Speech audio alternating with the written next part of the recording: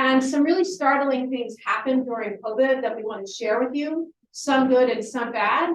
So today, how this program is going to work is I'm going to do a very fast summary of this report. And the reason I'm going to do it fast is because, one, I know you're all super smart and you've had a ton of caffeine already this morning. And but the big thing we want to do is hear about what our key leaders are telling us needs to happen to help children rebound from COVID. And so we'll be hearing from Congresswoman Scanlon, who will be sitting here. We'll be hearing from your great county commissioner, Dr. Monica Taylor. We'll be hearing from experts on the ground from the Foundation for Delco's great work with Eileen Summers. And as one of your many Delco superintendents, Superintendent McGarry. So we'll have plenty to offer in terms of a conversation about what do we need to repair the status of children. But it's really important to know where to start. So with that, because we haven't rebuilt the Y yet, we have a very unique way of showing you our slideshow. So keep your eyes open and turn off the lights. Okay. So the biggest thing that I think is a shocker is that 13%, 18%, your child poverty rate dropped by 18% in COVID. Think about that. Businesses closed, thousands of people were out of work, and yet your child poverty rate dropped. And what that means is that you are, at the end of COVID, you had 3,000 fewer kids in poverty. And one of the reasons that happened is because Congress actually recognized the importance of a social safety net. And they expanded the child tax credit. They made Medicaid easier to remain on and get on. And they also did the same for SNAP. 66,000 more children were helped by the safety net during COVID compared to pre-COVID times.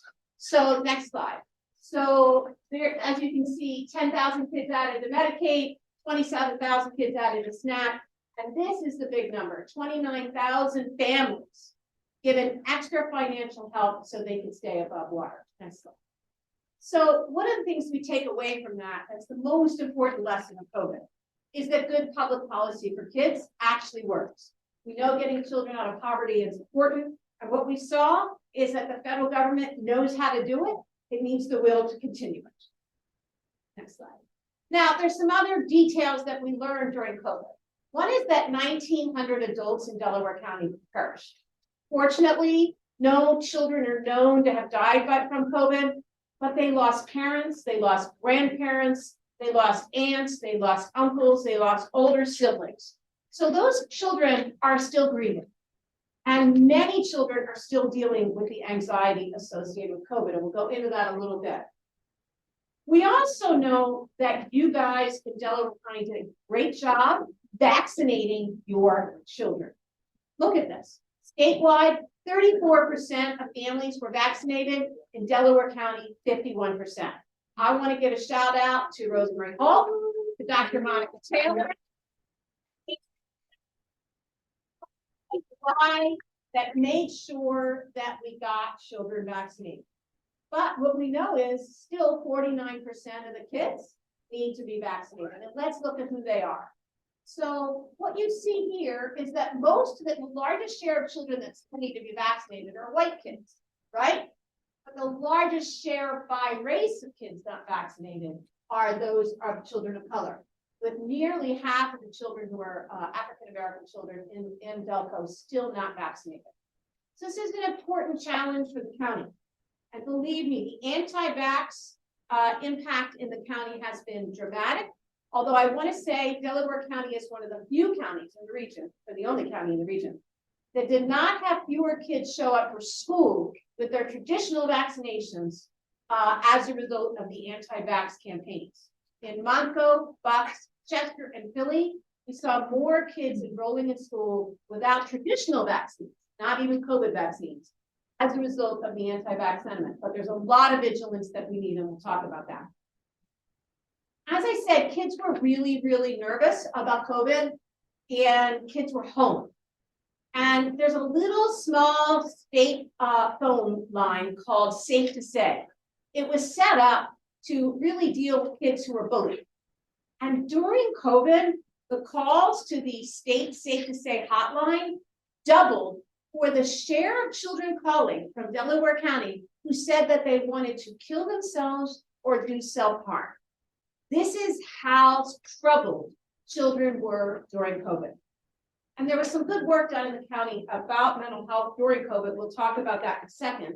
But in spite of the good news that Mike Rank just shared about the child care center moving across the street, there are 2,200 fewer kids in child care today than pre-COVID. And what you can see is that means that 2,200 children are not getting that really important smart start in school that they needed. And one of the reasons is this, that in spite of everything Mike Rank's doing to increase wages in big box stores, wages in any kind of big box retail is exceeding wage increases in childcare. In fact, if you went to work in childcare as of September, compared to going to work in Wawa or Target, you were taking a 23% pay hit. Consider that, right? So, and at the top end of the spectrum, teachers with a bachelor's degree who work in childcare were rapidly being hired by school districts because of the severe teacher shortage of school teachers in school districts across the state. Maybe, I don't know if the superintendent experienced any of that. They'll speak to that. Finally, I want to say that the other point I want to raise is that PSSA results came out last week. That's the state's assessment of how kids are doing. Obviously, a standardized test is not the only way we judge that, but we already know the kids are stressed out. Here's what we know about their performance. In Delaware County, you have 2,500 students who could not pass the reading portion of the 4th grade PSSA. In Delaware County, you had 4,300 kids who could not pass the 8th grade portion of math. Math is where actually the PSSA results are showing the greatest hit. This is Delco, right? This is very, very troubling. It means that the school districts have a lot of catching up to do. What's worse is that the school districts with the least resources, those would be Penn Delco, Interboro, Southeast Delco, Springfield, and Chichester, the least amount of money to spend per kid had the greatest hit. And Superintendent McGarry will talk about the specific impact in his district. Next one. This is no surprise. We started out behind in Delco pre-COVID. The bar chart is the amount of resources available to spend per kid. The dots are poverty, the share of kids in district in poverty. You have an inverse relationship. The school districts with the greatest resources, by and large, have the lowest poverty rate in Delco. That is consistent with across the state. So, and you also see that in Delco, you have a gap between about $6,000 between what can be spent in the highest spending district to the lowest spending, $6,000 per student. So think of a classroom of 20, and you've got $180,000 difference. That's what's happening at Delco. So just to close, as we put our report together, we thought there were 5 strategies that we needed to think about. The first is we need to understand we need to put children first in a crisis. Delaware County, in spite of not having a health department, and Delaware County school districts, because of leaders like Dan McGarry, did everything they could to put kids first. But there were lessons learned. Let's document them. Let's build a system now so that we're not reinventing the wheel in the next crisis. Let's also think about reaching out to counties that had a health department, especially the partners with Delco. I'm sure they're doing a debrief so that your new health department benefits from the lessons learned in the other health departments about what kids need. And in addition, we need counties across the state to think about the equity issues that were very pronounced during COVID, where African American and Asian American and Hispanic American families and immigrant families had less access to the information they needed to keep themselves safe and alive. Second slide, next slide. So the state this year, in the budget that passed last June, put $875 million on the table for school districts. And that's a big chunk of change for school districts. It was a good first step. But even with that money, we do not make much headway on that gap between your rich and poor school districts. Further, your school districts all received American Rescue Act funds. And some school districts have been slow to spend them in spite of the fact that we know children are far behind. So we must get districts to amp up the utilization of resources so that kids catch up. Now, Delaware County during COVID actually created a strategic plan on behavioral health for kids. And it's a very good plan. And so you have a strategic plan to begin to use to roll out to meet some of those needs. And in fact, Upper Darby is a leading school district across the country working with the behavioral health needs of children. You have extraordinary resources here, but you've also had some health system disruption. You all know that. And so rebuilding the networks of services and service providers available to help kids get behavioral health needs to be thinking about what's in that plan and the kinds of things that are happening in Upper Darby. And then the next thing that we need to do, the next one, is childcare. Now, I think we can turn on the lights. We can close this down for turn on the lights. In the terms of the childcare system, as you heard, right now the DIS-Y is almost fully staffed. They finally rebounded from the staffing crisis, but fundamentally, we need to change the situation in the state where childcare workers are paid less than it takes to work at a Wawa, right? As much as we love Wawa and Delco, right? We definitely need to change. And so, you know, there's a new bill that's been introduced in Washington to put more money into childcare. I see Representative Zeidel has arrived, and I thank you for being here. Harrisburg put $90 million on the table in this budget to help boost childcare wages, thanks to the leadership of Senator Carney, Representative Zeidel. But that was one-time money. And so we need to get serious about childcare. And then finally, we need to protect kids from poverty. Let me say that between now and the end of the year, it's likely that the US Congress will pass a corporate tax break associated perhaps with fossil fuels, believe it or not, and research and development. And what Children First is saying is no corporate tax breaks without the reinstatement of the child tax credit, so that we can keep these kids who were out of poverty, got out of poverty during COVID, get them out of poverty and get more. So that's kind of a snapshot of what happened and our biggest takeaways. And I want to, at this point, turn this over very quickly to hear from our partners here about their experiences on the ground, what they did, what they saw, and most importantly, what do we need to do next? And I'll start with Dr. Monica Taylor. Well, thank you. Thank you, Donna, and thank you for organizing this event and allowing me to take part in this really important conversation that we're having today. I guess to start off, just thinking about how we've been able to utilize some of our ARPA dollars over the last 3 years to really try and address some of these issues. We understand the impact that has happened with our child care network, and what we tried to do was put a large portion of our ARPA dollars into our child care professionals network, so that we could help to almost essentially help people get back into the workforce, help them to negate the burden of the cost of childcare in some ways. We also were able to work with our VITA tax program. We brought in more providers, and so that people could take advantage of the child tax credit. For those who didn't know about it, or those who didn't have access to be able to have people put together their taxes or understand how to do that, we expanded our network last year to try and gather more people and allow them to get access to those dollars. But one of the large portions of our ARPA dollars and our CARES dollars has gone towards the creation of the Delaware County Health Department. And with for those of you who don't know, our health department was officially approved in April of this year. And moving that health department forward, you know, when we look at programs that are going to impact our children and our families, and with the help of the foundation of Delaware County to get that project moving forward, we have our Vaccine for Children program. And really, when we think about our health department, our goal for the health department is for it to be embedded in the community, not a structure and, you know, centralized where everybody has to come to it. Our goal is to be out there, out in the community, and helping them support in any way that we can.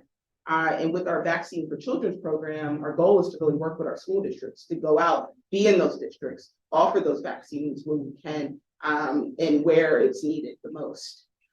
With our maternal child health program, our goal is to create a almost like a Hello Baby program. So we actually have a touch point on every mom in Delaware County who is having a baby, and making sure that they understand and have the resources to connect and know where to connect to so that they can have what they need to move forward in the best way they can. And that's for every single person in Delaware County. As you mentioned before, we embarked in, Dr. McGarry was actually a part of our strategic plan for our Healthy Kids, Healthy Schools program. And it was in partnership with our district attorney. And the goal was really to do a deep dive on our behavioral health and our mental health programs, and to see how our school districts were interacting with them and where the barriers were, and to figure out how we could best help our families, because some of our families were coming into the system and didn't know where they were supposed to go, or some of our school districts were referring children and children were on wait lists for months at a time. And that is a problem still going forward. As you mentioned, one of our largest mental and behavioral health providers is Crozier. And we all know some of the issues that we're having with them. And what we've been trying to do over the last year, since some of those issues started, was to reach out to other providers from all around the Southeast region, providers from other places, and trying to bring them in, because we need more providers, we need more help, we need more support for our community. And so we've been actively and aggressively trying to reach out and bring those providers in. And a lot of what we've also been hearing from our provider network is that they don't have enough people who are working in these fields. And so through our workforce development program, we are trying to work with those providers like Elwin and other individuals and other groups within the community, or those who are coming in, to try to develop a workforce development program with our community college so that we can help on both of those ends. But that's a long-term effort, and we are in a crisis right now, especially when it comes to mental health support, mental behavioral health support for our community and for our children. And so that's really what's on the docket for us. Our goal is to try and expand our provider network and try to bring in more resources for our community in terms of mental health. And with the Healthy Kids, Healthy Schools program, the goal is to have it be more centralized, so that we have two people within our Department of Human Services. Their only focus is to help our school districts and to make sure that they have the support in terms of mental and behavioral health services that they need, and they have a clear touch point and a clear place to get it, which was something that we found was not there before. And so that is kind of our first step in how we're moving forward, but there's so much work to be done. Thank you. Thank you. That's very helpful.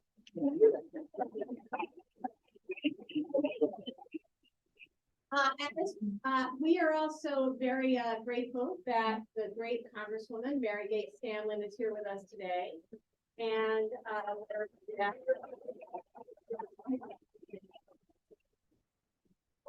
so Mary Gay, I remember when you were first elected, our last report came out.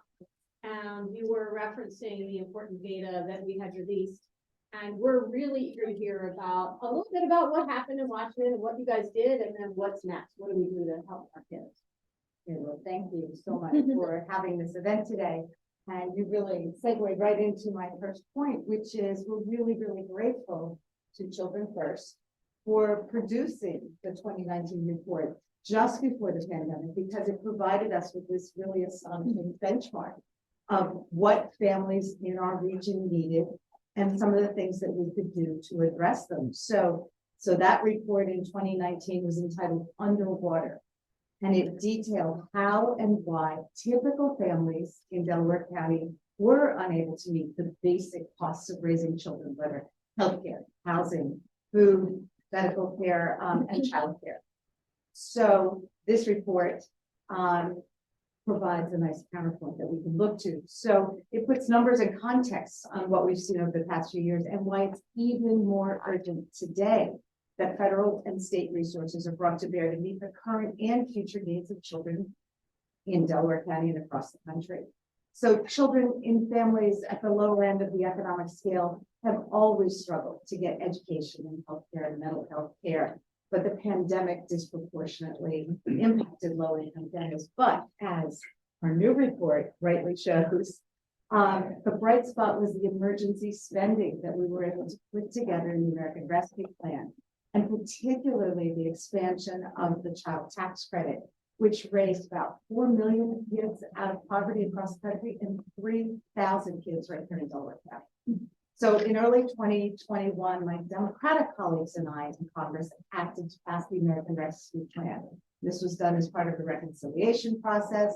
It meant that not one of our Republican colleagues voted for it, although they have since taken credit for it. But that sweeping relief bill delivered a lot of resources to families and small businesses in our region, including the child tax credit. And interestingly, where the 2019 report had said that the typical family in this region was about $3,000 underwater at the end of the year, the child tax credit provided $3,000 to $3,600. So it really plugged that gap for the year that it was in effect. The big innovation was that it was refundable. So it benefited the poorest children, those whose families didn't ordinarily pay taxes or get back a tax refund. So it finally targeted the families who were most in need. It also had flexibility that other programs lacked.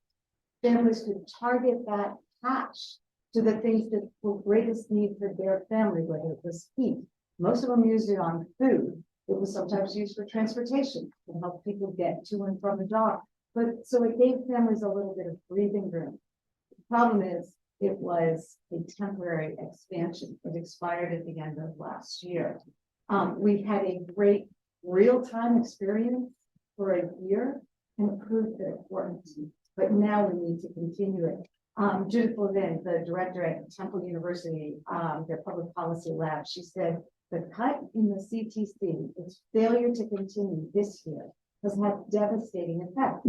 It's heartbreaking. We had an incredibly simple policy that took 4 million children out of poverty, reducing hunger, and it wasn't allowed to continue. So our job here is to sound the alarm that this is a continuing emergency for America's children. Already, hunger is on the rebound. Regional food banks and hunger programs like Go Abundance and Share Food report that hunger is growing and that food insecurity has spiked due to the end of the child tax credit expansion. This hurts not just the individual mental and physical health of our children, but also our national prosperity and our national security. If we're not giving our kids the start they need to be successful, it hurts us for lifetimes down the road. So why would anyone want to discontinue such a successful policy? Conservatives such as the Heritage Foundation continue to push the narrative that poor people are lazy. They say that the child tax credit would undermine anti-poverty efforts by encouraging low-income parents to stay home and collect benefits rather than working. Well, it's not true. One of the benefits of having data from a year of the expanded child tax credit is we've been able to study that. Columbia University has already conducted a study and found that CTC had no negative impact on workforce participation by parents. And as we push to pass a budget for this fiscal year, which already started in September, Republican colleagues are claiming that there's not enough money to go around, that we have to reduce domestic spending in order to increase military spending. And that's false rhetoric. For starters, it's a narrative that is being strongly promoted in Russian propaganda. And we know that no one has a stronger interest in weakening our national security than Vladimir Putin. But even if we take these Republicans' fiscal concerns at their word, cutting this type of domestic spending does not help our national defense. One of the most serious issues our military has right now is it cannot meet its recruitment targets. And while there are some issues with the labor force supply chain right now, the biggest issue for the military is that they've got a shrinking pool of people from whom they draw. So they have rising rates of youth obesity and drug use, both of which are driven by poverty. So the share of Americans aged 17 to 24 who are eligible to serve in our military without a waiver has fallen to 23%. Yet we've seen the dramatic impact the child tax credit had under the worst circumstances in a pandemic, in lifting children out of poverty, relieving hunger, housing insecurity, mental health issues. So all of these things are helped by making sure that we're adequately providing for our children, not just their individual mental and physical well-being, but also their long-term ability to contribute to our nation's prosperity and our national defense. So the 2022 Child First report makes a great case for the ambitious rebound we need. They correctly state that we need to do more to invest in our children, to protect their health, keep them from hunger, support their academic progress, and provide high quality, affordable childcare in pre-K. But above all, by expanding the child tax credit, when we passed the American Rescue Plan, we saw firsthand how we can set children up for success and put more money in the pockets of our hardworking families. We need to revive it, to continue to help families. And my colleagues and I are pushing to include the child tax credit expansion in any bills that move forward before the end of the year in the lame duck period, because the House Republican majority has vowed to block any such measure once they take control in January. So the emergency for our children and their need for action has not ended. We must also pass legislation to promote behavioral health, meaningful investments in publication, and making childcare more affordable. We have the opportunity to lift generations of children and families out of poverty, and we need to act on it now. That's what I'll be working to do every day that I spend in Washington, and I look forward to continuing to work together with Children First, all our great representatives locally, and everybody who's doing so much to work hard on these issues. So thank you.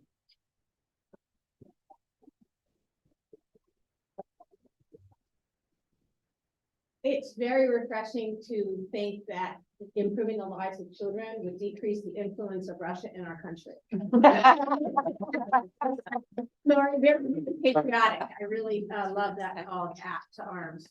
Eileen Summers worked with families directly during COVID. She is the staff attorney in the Health Education and Legal Assistance Project at the foundation, the great foundation for Delaware County. Really is here to talk a little bit about what it was like for families and what she thinks are the important policies we need to undertake going forward. Great, thank you so much, Donna. So I have the great pleasure and honor to work with the Foundation for Delaware County's maternal home visiting programs. So as part of families' enrollment in those programs, they have access to civil and legal aid attorneys like myself. And so I primarily focus on housing and consumer issues. And as anyone who could kind of see where we are right now in the housing market, and then how it kind of the arc of it throughout the pandemic has shown us that housing has become an even more urgent need in the county. Throughout the pandemic, I started, in full disclosure, I started in 2021. Before that, I was working in Philadelphia in a very different legal practice. So I kind of came in at the tail end of the eviction moratoriums and some of the protections that many of our families had benefited from. So it was kind of a little bit intimidating to start when all of the evictions ended and I had to learn eviction law. That's okay, we figured it out. And in doing so, one of the things that became an absolute fundamental protection was the Delco ERA program. And again, I'm looking at this through a housing law attorney lens. So that was just an absolutely outstanding way to provide families the protection they needed to remain in their homes. Again, I started in about October. The eviction moratorium ended in October in Pennsylvania. And that is fall and winter is the hardest time to find stable housing in the county. You're heading into the winter season, people don't move. And so a family that was facing eviction was in a real crisis. The Delco ERA program, let's see, I think as of August 2022, they provided over 11,000 grants to families in Delaware County, and about 6,000 of them helped children remain in their homes. That Delaware County expended $69 million in eviction or in emergency rental assistance.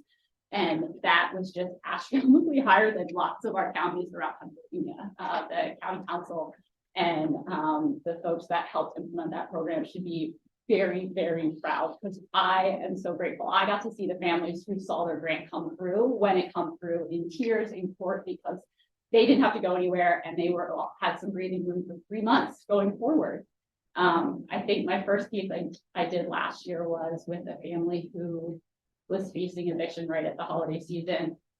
Got mom stable with her family. And speaking of families or people that think those living in poverty are lazy, I invite any of those legislators to hang out with my families for a week. She has a son that was special needs. She works during the day, goes to school at night, and takes care of her family in those gaps.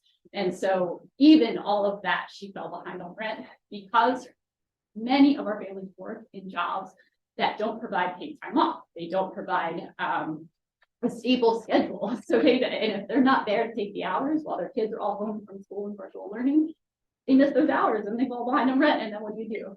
And so this program fundamentally saved lives throughout the county, and it still continues to do so. We just got a little bit more money, and we're pushing that out by the end of the year.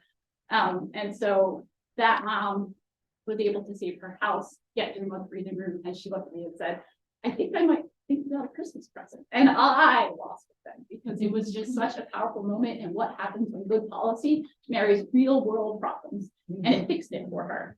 And kind of going forward, we need to figure out a way to have rental assistance be part of our everyday landlord-tenant relationship. So this is states throughout the country and other counties do have emergency rental programs that they implement on a long-term basis, not just as a COVID measure, but ways to really help families that just fall into that gap for a couple months. It was a fundamental change in how our families were able to provide housing. And now going forward, when we think about this skyrocketing cost of particularly rental units, because our families generally are renters, they can't keep up. They can't. HUD just raised the fair market standards to be able to have folks that have housing choice vouchers to be able to afford to stay in a unit, but folks that don't have that voucher just above that line where they don't quite meet it, just can't. There's no access to housing. We need more affordable housing in the county. We need more options and policies that pushes for that. And then I guess the other kind of housing piece that we saw during the pandemic that continues to this day, and we do have some good policy that looks like they're going to help ameliorate that, is housing conditions. So for many folks, it wasn't a purposeful ignoring of housing conditions in the rental unit that my clients live in. The families are nervous about having visitors come in during the pandemic. They have high risk or special needs family members that they want to not necessarily have lots of contractors walk through. Landlords are hesitant to do that. They have some bad landlords who just took advantage of the eviction moratorium and said, well, I can't evict you, I will have to fix your house. And that was unfortunate. Certainly not the standard. But our housing stock in Delaware County is old. It's run down, and the Whole Homes Repair Act that grew out of COVID ARPA funds is helping to address that. So Delaware County has a little over $4.5 million to help fix our old homes that are full of mold and pests and structural deficiencies and aren't accessible by those living with disabilities. So in kind of working through the pandemic, helping folks access their rights to a safe house, that also then allowed folks to understand what their rights are, and now moving forward out of it, the aggressive investment into the housing stock in Delaware County. And I think as a housing lawyer, I look forward to the same efficient disbursement of funds that the RA program had here in Delco. And then I guess the last little piece is watching families try to balance their jobs with homeschooling and that gap that the Congressman mentioned, right? So that CTC money literally helps people afford food when food costs are going up right now. How can you take it away when food is more expensive for everyday people? And then finally, my work, I also help connect the VITAs that Dr. Taylor mentioned with the CTC money that Congressman Scanlon helped push through. And so there's many folks who've never filed taxes who don't know what that is or what that process looks like. So I helped do that with them. And it was just incredible to see how quickly that money was produced by our families in need. and was able to literally translate dollars into food, clothing, gas money, rent if they weren't necessarily eligible for the rental assistance, and provide a atmosphere of support where children can grow and be healthy and thrive. And those are all of the ways that I saw in real life with real families, real moms, the different sector policy needs. And so the child tax credit needs to continue. It's just, again, I welcome anyone to talk about whether or not it's worthwhile. But in short, so I kind of was, my role is a little bit boots on the ground. I don't necessarily have the expertise or role to push it through, but seeing how it really makes a difference in everyone's life has been really fundamental and transformative. And I think those who are working for good policy, because it matters.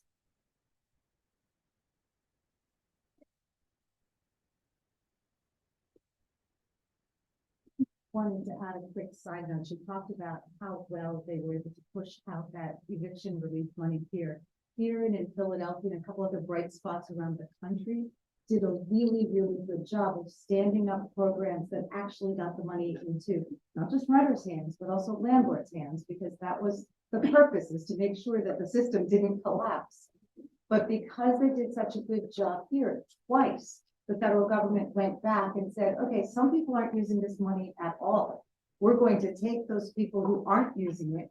We're going to redistribute it to the places that are. So twice, Delaware County and Philadelphia got a reinfusion of this eviction relief money because they did such a good job of getting it out into the hands of the people who needed it. Absolutely. Thank you. So more evidence that good public policy, well executed, keeps families out of crisis, keeps kids from being in the foster care system. Imagine the cost to the county and the country where those families evicted, child welfare went after the families because they weren't able to provide for their children. We would have had costs going down the road. Just to circle it back, connecting to childcare. So we just did a survey of childcare workers across the state, 4,000 childcare workers responded. 60% of those childcare workers have taken payday loans because they do not make enough money from paycheck to paycheck to cover their salaries. And another 20%, if they had a $400 emergency, would not have the funds to support that.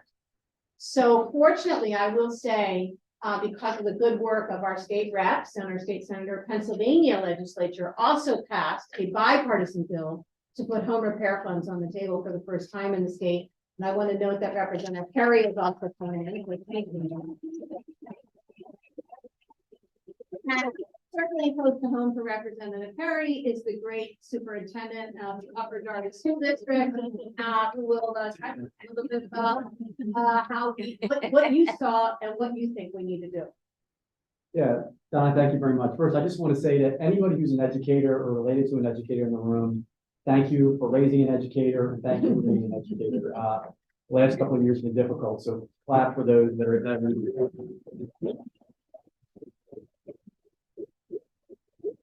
Along the same lines, I know that there are school board members here and some of a very active parent group in the room, and to our state reps, Zabel and Perry and Senator Kern, thank you for the support you've given us. And I start with that because it's going to take a team effort for us to recover from the last couple of years. I'd be lying if I said that everything was simply because of COVID. I think there, as this report has published, and I've worked, Donna, with you for years now, and I'm aging, I'm getting grayer because of the stress of these jobs, and I hear the passion from those on this panel. These jobs are difficult, and public education has become kind of the recipient of bad policy and bad decision making.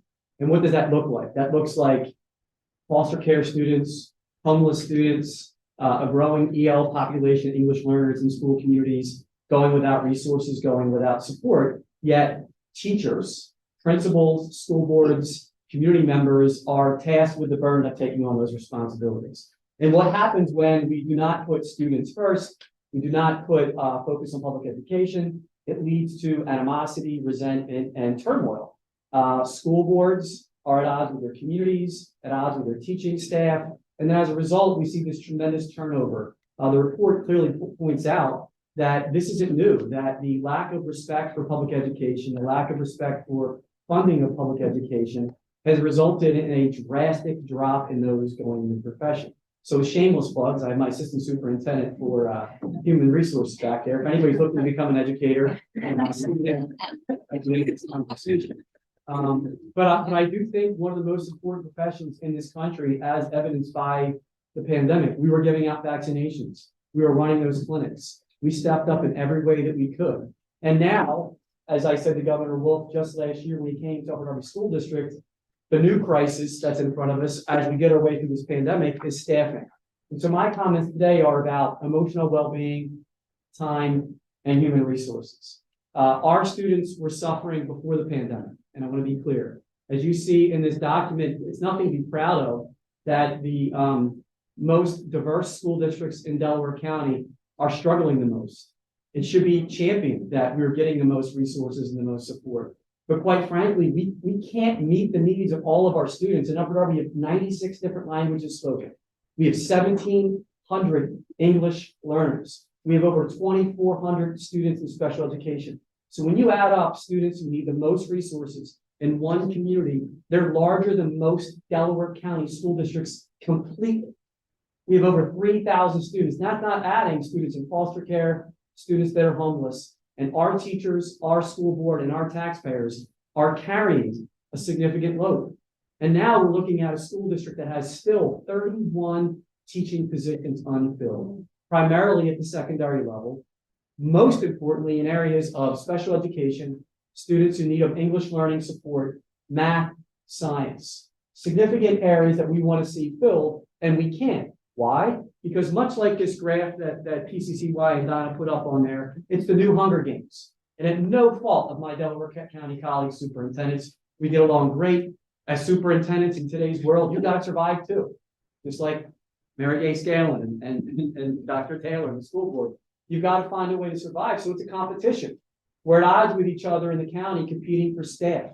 Who can afford the most will get the most. And so we're finding each other stealing from one another to fill these open positions, because as the report says, and we're seeing it, we went from 15,000 applicants down to 5,000 applicants, right? What does that look like in a school setting? In a given day in Upper Darby School District, there are 41 absent teachers a day. 41 absent teachers a day. At the high school alone, that's 15 teachers a day on average over 183 days. That equates to over 8,000 periods without consistent teaching over the course of a year. I want to say that to you again. Over 8,000 periods without a consistent teacher, right? Now, 6 or 7 years ago, 8 years ago, you could get a substitute teacher who wanted to be a teacher. Like back in the day, I wanted to be a teacher and you couldn't get a job. There were so many applicants, so you did everything you could to get your foot in the door. Now you can't get a consistent sub. So what are we doing? We're asking teachers to take on more work. Nurses, psychologists, speech pathologists, English learners. And much like the comment about big box stores, or much like the comment of a Wawa, teachers, administrators can make more money leaving the industry and taking on a new job. And so as a result, fewer and fewer people are pursuing higher education degrees in education. Fewer people are coming out to be teachers, principals, and superintendents. And now we're in a situation where the crisis coming out of the pandemic is real, because the social and emotional well-being of kids is best met by having the highest number of qualified people, large numbers of qualified staff in front of your children. Back in the day when Donna had a much different position under Governor Rendell, I don't forget, there was stimulus money in the state of Pennsylvania. I happened to be the recipient of my first year as assistant superintendent when that funding was cut. That's when we first met. And at that time, no, I know. But that's when we first met. Yeah. As a result of, yeah, and you can see we're both fired. So as a result, Upper Darby School District was kind of the canary in the cave. We were one of the first school districts that had to make significant cuts.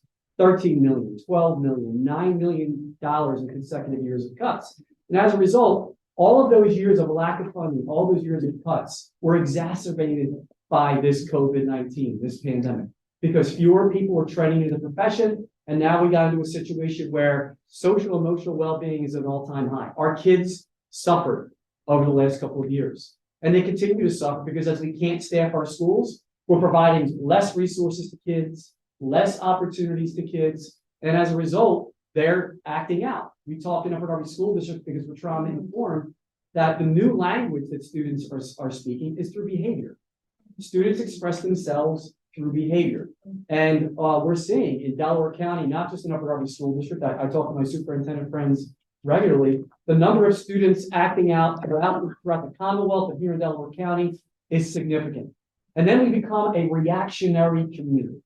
We find ourselves talking about things like weapons detection systems, armed security, suspending students, expelling students. And then we are at odds with each other because everybody wants to point back to the school system and say, you need to do something. Well, the school system's exhausted. There aren't the resources. Trauma-informed care is wonderful. We were one of the first school districts around. I can remember a public presentation on trauma-informed, and there were members of the public saying, come on, Dan, come on, Dr. McGarry, we all have trauma. We really need these resources in our schools, and we fought hard, thanks to our school board, to put trauma in. Now, everybody has to be trauma-informed. And guess what? There aren't enough highly qualified people filling the jobs, social workers, guidance counselors, psychologists, in the profession to meet the needs of children. And so that's become a requirement in the Commonwealth. And much like math and science and social studies, you do not have qualified guidance counselors, social workers, mental health professionals out there. The other important factor, while I greatly appreciate the ARP funding that we received, and we've done a tremendous amount with that, we have over 700 students seeking additional tutoring after school and throughout the summer. That's a lot. We put in a community read to promote literacy. We just finished our first book, Wish Tree, which every Wednesday we had guest readers and we were reading to students, from 7 o'clock to 7:30 every Wednesday night. We continue to do creative things, but this one-time funding is going to go away. So all the mental health resources, the conflict resolution specialists, all the resources we have in school will go away if we do not put a focus on funding our schools. And so as I talked about well-being, mental health, which is a priority, we have time issues. There are not enough hours in the school day dedicated to the emotional well-being of students. And I know Donna probably didn't want me to say this, but this idea, this focus on testing kids where they're at, is laughable, to say the least. Some of us would, if we could have the support to do it, we'd go out there tomorrow and say enough. As you see in the graphs that are out there, it's a clear relationship, statistically proven, that poverty and achievement are equal. They're similar, if not 100% accurate. We are growing our students in the Upper Darby School District, William Penn, Chester, Southeast Delco, all of Delaware County. We're doing more and more with less than anybody else. But then what happens? Our teachers, our administrators, our school board, they get exhausted. And that leads to frustration from parents, frustration from students, because inevitably what we have to do in Upper Darby is cut and do more with less. We have to change middle school schedules, high school schedules, the way that we staff, the way that we run our summer programs. We have over 700 students who want after tutoring, and we need to cut it off because we couldn't fund more students getting the extra support and services there. I am concerned that the next year or so, unless we find a way to fund it, the additional mental health services that you bragged about that we've had before anybody may have to go away. So what will Upper Darby schools and Delaware County schools look like without the focus on that?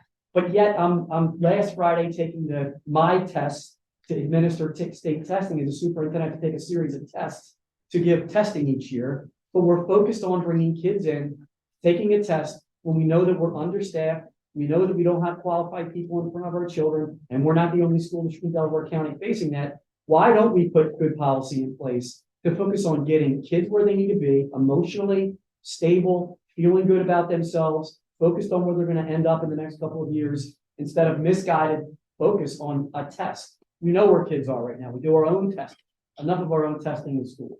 My final plug is on staffing. We are not going to be able to change the current direction in our schools if we have 8,000 sections of interruption every single year in a high school. That's a lot. That's not to blame any one professional in our job. Teachers are burnt out.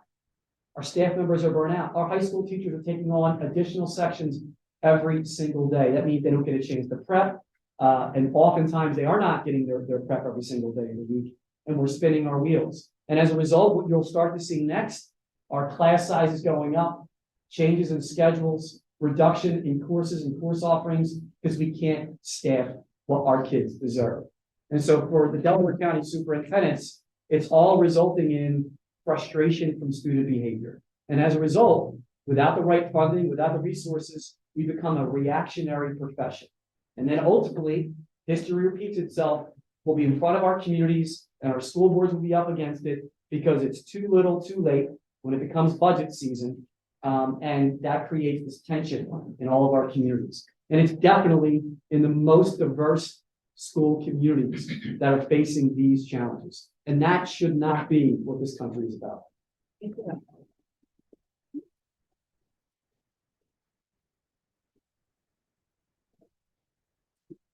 So I think, one of the most important things that I take from this, and I want to open it up here, is that the government needs to be a better partner with parents and make sure the resources are in place for them to be able to reliably send their kids to great childcare, send their kids to great schools, be able to afford to keep a roof over their head and feed their children. And while some progress was made with the temporary assistance from the American Recovery Act, some small progress, which is remarkable since the 1980s, the first progress in housing supports for eviction, protection, and repairs. We need the government to do a lot more. And it's not about the government taking the place of parents, it's about the government being a partner with parents. So with that, I want to see if folks have questions here or thoughts that you want to add about what you've heard here today. And let's have people raise your hand. I see one. I just want to see how many comments we might have so we can figure out the time. 2 and 3. Okay, I'm going to start with you in the white hat. In front of Alicia. Yeah. Hi. So I wanted to say thank you so much for like everything that you just said. Well, Because as a young person, I graduated 2021 from high school, and coming out of high school, I was a school board candidate, and it's devastating. And I come from Ridley, so it was devastating there. And working with other high school students in the community, Penwood and Academy Park and Upper Darby, like it's devastating there as well. And as I've been going to like the school board meetings recently, the horror stories of hearing middle schools and elementary schools without guidance counselors. And people who I'm personally friends with getting harmed because of actions made and not made in the county due to the lack of funding. It's atrocious. So I think one of the things I hope that comes from this conversation is more elected officials coming to the school board meetings, because the school board members are very exhausted, as you said, but some of them are blatantly not doing their jobs in some areas. And I think state representatives, if they're a part of that conversation and more involved, so they can work more together with their school board to talk about grants and funding, I think that will do a lot of help, so we don't have, county assist coming and harming students. Thank you. So that would be great. Kayla Kachi. Kayla, and I'll go right behind you. Me, yeah. Letitia Jevons. I'm a Strath Haven graduate, so I come from a school district that did have resources, and I know Congresswoman Scanlon was on the Wallingford-Swarthmore School Board. But it seems to me that COVID is almost apocalyptic in the literal sense of the word, because the Greek word apocalyptic actually means the revelation or the revealing. And it seems like COVID has revealed a lot about what's going on. And my question is, I know I've seen articles in the New York Times, you mentioned school districts that are more diverse and that have more children of color, have the least resources. I've seen articles, one article in the New York Times mentioned an increase in gender diversity in the New York Philharmonic, but also mentioned that there's still an absence of Black and Latino classical musicians. And while some of the comments on that article on the online version said, oh, it's just a cultural thing, and made the sweeping generalization that no Black and Latinos were interested. Luckily, I did see one or two people point out that a lot of children of color tend to go to under-resourced schools, as you pointed out. And one of the first things cut is the music and arts programs. So how can you guys, especially maybe Congresswoman Scanlon and Dr. Taylor, as former school board members, and Superintendent McGarry, comment on how K-12 affects like lack of Black doctors or lack of Black classical musicians, Black and Latino classical musicians, if we cut the music and arts program, or if the Black students who want to be doctors get to college and haven't had enough science teachers or enough lab equipment to do labs? Thank you. How do you? Well, I go last. let's start with Dr. Good luck, Monica. Well, yes, I'll start with this. You know, I live here in Upper Darby, and, you know, I may be biased, but I think Upper Darby School District and we have tremendous access here to arts and education. And our STEM programs, our robotics program at the high school is one of the best in the state. My daughters have been able to play violin since they were in 3rd grade, and are in the orchestra, and there's so many different supports here in Upper Darby. But I know that that's not the same for every school district. We happen to be blessed to be here and be in the school district and have the administration and supports that we have here, and historical supports for those programs. And, you know, talking about what Dr. McGarry spoke about earlier, when you see the districts that are impacted by the lack of funding from the state, they are the districts that have more Black and brown students in those districts, and they are not able to have those programs because those are the ones that you see cut first. And when Dr. McGarry talks about some of the cuts that happened back in the day, when we had a governor who cut a lot of funding to schools, that's what you saw. You saw those arts programs cut in the districts, and in particular in the districts that are more of the underserved areas. And so it is a point, and it is something that needs to be a focus, and it's something that we have to keep in mind when we're trying to fund our school districts and work with our counterparts at the state who have worked and pushed to get more school funding in. But that has to happen all around the state, and everybody has to see the benefit of making sure that everyone has equitable access to education. Instead of, I think Dr. Taylor did a spectacular job, and I think instead of having 3 people comment on that, I just want to make sure we have a chance to answer everybody's questions or hear people's comments. So I know, Alicia, you had your hand up, and then we'll go to you. That would be great. Thank you so much. So my name is Alicia Coffey, and I lead a coalition of service providers and community members called Voices for Children, and it's all about child well-being focused on Delaware County. So prior to the pandemic, I had been having conversations with folks really in the know about how challenging it was to get mental health and emotional wellness services for young people. Obviously, the pandemic has only exacerbated that. So I'm really curious about some thoughts around how we can holistically and comprehensively and collaboratively support youth and young adults and children to have access to mental health services.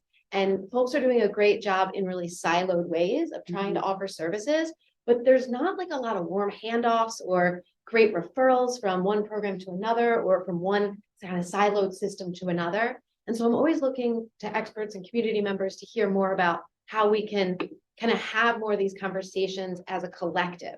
So what are some thoughts about how to support each other to make sure we're supporting youth and young adults in their mental well-being and emotional health? I mean, with the federal government, it always seems to come back to funding. So this summer, in response to the shooting in Baldy and all of the shooting we've seen across our country, we were able to pass a limited but necessary bill called the Bipartisan Safer Communities Act. And one of the biggest benefits of that act is that it provided significant more spending for mental health supports, particularly school-based mental health support. And it came in connection with the school shooting, and so the attention was there. But there is more money from the federal level now going towards trauma-based counseling, school-based services. So it's something, not enough, but it is a start there. So we're hoping if we can work with folks on the ground, that there are more resources to help recruit and train folks to step into those positions. Let me mention that the act that was passed post-Uvalde, the federal government is still putting out the regulations on how it's going to be used. And Children First is convening a set of people to make sure that Pennsylvania takes full advantage of the full breadth of new opportunity presented by this legislation. We are a state that is not leading in resolving the issues that you've raised, in spite of some really good progress in the Wolf administration. But the next administration, the Shapiro administration, with this act, has an opportunity to do even a better job to ensure that there's comprehensive support for kids in terms of mental health services. And I think collectively, we're going to have a lot of work to do to educate the incoming administration about how to do that in an ambitious way. So we'll be happy to talk to folks about that afterwards. And we'll take that question right over there. And introduce yourself if you don't mind. My name is Gloria O'Leary. Dr. McGarry, about social and behavioral health of children. I run Music Works Music Therapy. We've seen a 6-fold increase in our group sessions for teens with anxiety and depression, ages about 12 to 17 over COVID. So for Dr. Taylor, what are the plans for behavioral health going forward in the county, and how could we collaborate again, all of our efforts to help the children and young adults in Delaware County? So thank you for that question. Thank you for the work you're doing. And as I spoke about earlier, when we really think about the Healthy Kids, Healthy Schools initiative, that is the goal, and some of what Alicia's talking about, breaking down those silos, bringing everybody into the room, figuring out where those barriers exist and how we combat that and make sure that we're providing enough services for our youth in our county and supporting our families and supporting our schools is really the goal of that program, and it is just starting. And the way we get that to move forward is to continue to work with our school districts, continue to work with providers such as you, but also thinking about how we bring more providers in to the network, because we just don't have enough providers right now to meet the needs of all of our school districts, all of our children, and all of our families in Delaware County. And that has been the biggest barrier that I've seen so far to trying to really make this program what I see the vision is and what we all see the vision should be. 3 years when we look down the road, it's really about making sure there isn't a bunch of red tape for our families to get services, for our school districts to identify students who are in crisis and give them the services that they need. And that is the goal, and we're trying to get there. Our centers have been open since October 20th. In person, I know about it. under medical assistance, by the way, because we are CCDH providing for Delaware County. It's great. I just want to add, I think, and I hope this is received as it should be. Much like the statistics here related to vaccination, fear of and propaganda, I meet with high school kids. We have a student advisory, superintendent advisory. We meet regularly. We have conversations. In Pennsylvania, there's a Pennsylvania Youth Survey. It's public. We put it on our website. We review it every single year. We've done it as a school district year in and year out. We run events like Speak Up, where student empowerment, where students are talking to parents about what they're experiencing. But the number one factor I have found with the kids that we work with in our school districts is that it's taboo to get help. And so much like the fear of a vaccine, I can tell you last Friday, meeting with a mother who her mother wouldn't let her son go get mental health help because it was stereotype, it was labeling, And so I think that's another barrier that we need to talk about. Mental health youth first aid programs through the county run. There are Saturday workshops that can be put together on a county level, breaking down the barrier that every single one of us in this room at some point in time have had some mental health issue, whether it's a loss of a loved one or changing of a job or wherever it is. And it's okay to get help. But I know with my kids in my community, it's not in a lot of their homes to seek help or talk to somebody. And as a result, they bottle up these emotions and their language comes out through their behaviors. So I think educating our kids in our community that we're not labeling kids, we're not labeling a culture, I think is another huge barrier that we have to overcome, much like the vaccination issue that we fixed. So we promised you guys that we would be done in about an hour, and this has been a great conversation. I want to say that the reason that we do this event is so that you and your communities have the information you need to advocate and support public officials who will help solve this problem with you, right? So again, I want to thank our state reps, Congresswoman, County Commissioner, to make sure you know that we have your back. In the next several weeks, we are likely to have a court decision that will dramatically affect the landscape of education in Pennsylvania. So there's been a lawsuit, the William Penn School District, Jennifer Huff. And, you know, I believe we will win that lawsuit. Perhaps a decision that comes out will be in favor of the students and the parents in Pennsylvania, demanding that Pennsylvania end the unconstitutional practice that results in the conditions that we talked about here today. It will be appealed, and the appeal will come from we are a nonpartisan organization, but that appeal is going to come from the Republican legislators in the House and the Senate in Pennsylvania. And so to the extent that you are in this conversation today and you are moved by this, let people know that that appeal is unacceptable. Let people know that we need to stop having these partisan divide, because what's happening to our children is real. Like, you can hear a pin drop in this room. This is serious. This is America's future. This is our domestic security. This is the plan for how we build a community that's welcoming to every family. So Children First is eager to partner with anyone here who wants to have a conversation like this today in your organization, in your house of worship, in your community, on your block. We need to spread the word about the state of our children and work together to support the elected officials who take the tough decisions and put kids first. So thank you very much for being here today.